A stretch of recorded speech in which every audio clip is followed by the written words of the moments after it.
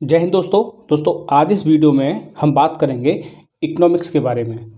दोस्तों इकोनॉमिक्स के लिए जैसे कि अगर आप यूपी पीसीएस या किसी अन्य स्टेट पीसीएस के एग्ज़ाम की तैयारी कर रहे हैं तो उसके लिए इकोनॉमिक्स को आपको कैसे कवर करना है, ठीक है, कौन सी बुक है जो आपको पढ़नी चाहिए, क्योंकि मार्केट में काफ़ी सारी बुक्स आती हैं। जैसे कि एक तो हमारे सामने है ये महेश बड़वाल की एनसीईआरटी का सार। इसके अलावा दोस्तों दृष्टि आईएएस की बुक आती है, संजीव वर्मा की बुक आती है हिंदी और इंग्लिश बोथ में, और रमेश सिंह की बुक आती है इकोनॉमिक्स के लिए, वो भी हिंदी और इंग्लिश दोनों ही लैंग्वेज में आती है।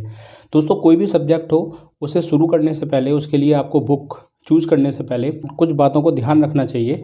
जैसे कि क्या वो बुक आपके सिलेबस को कवर करती है, क्या उसकी लैंग्वेज जो है, जो उसमें जो भाषा का प्रयोग किया गया है, क्या वो भाषा ईजी टू अंडरस्टैंड है, और तीसरा है क्या वो जो बुक है वो आपकी नीड को फुलफ़िल करती है।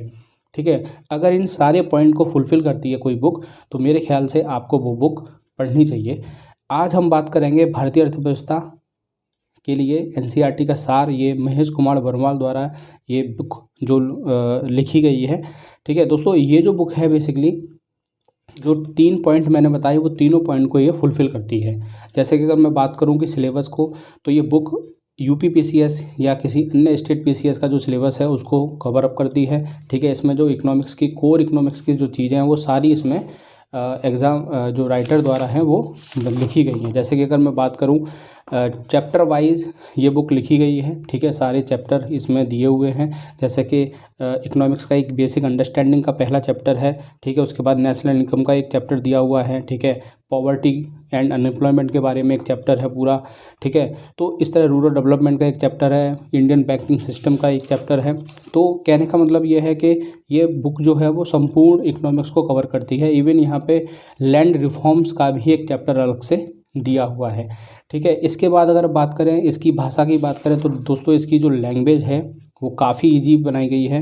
इवन जिसका कभी कोई इकोनॉमिक्स का बैकग्राउंड नहीं रहा वो एस्पिरेंट भी इस बुक को ईजिली समझ सकता है। ठीक है, इकोनॉमिक्स उसको समझ में आ जाएगी अगर वो ये बुक पढ़ता है तो। ठीक है, मैं खुद ये बुक पूरी पढ़ चुका हूँ। आप पूरी बुक को कलरफुल पाएंगे, पूरी बुक को आप हाईलाइटेड पाएंगे। और सबसे बड़ी बात, इस किताब के मैंने प्रीलिम्स पॉइंट ऑफ व्यू से शॉर्ट नोट्स भी बनाए हैं। मैंने प्रीलिम्स पॉइंट ऑफ व्यू से इस किताब के शॉर्ट नोट्स बना लिए हैं। अगर आपको वो शॉर्ट नोट्स चाहिए तो मैं अपने टेलीग्राम चैनल पे वो डाल दूंगा।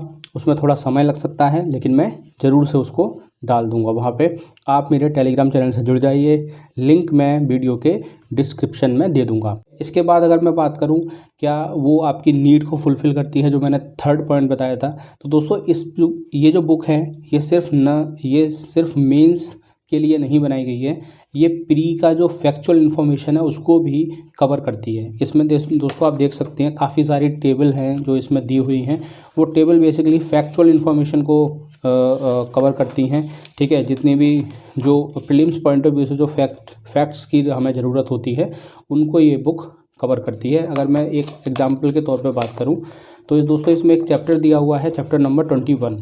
ठीक है, ये इंटरनेशनल ऑर्गेनाइजेशंस के रिगार्डिंग है ये पूरा चैप्टर। इसमें जो भी प्रीलिम्स में जैसे इंटरनेशनल ऑर्गेनाइजेशन या इंडिया की जो ऑर्गेनाइजेशंस हैं, फाइनेंशियल ऑर्गेनाइजेशन, उनसे लेके प्रश्न बनता है। जैसे कि उनका हेडक्वार्टर कहाँ पे है या फिर उनका इस्टेब्लिशमेंट कब हुआ था।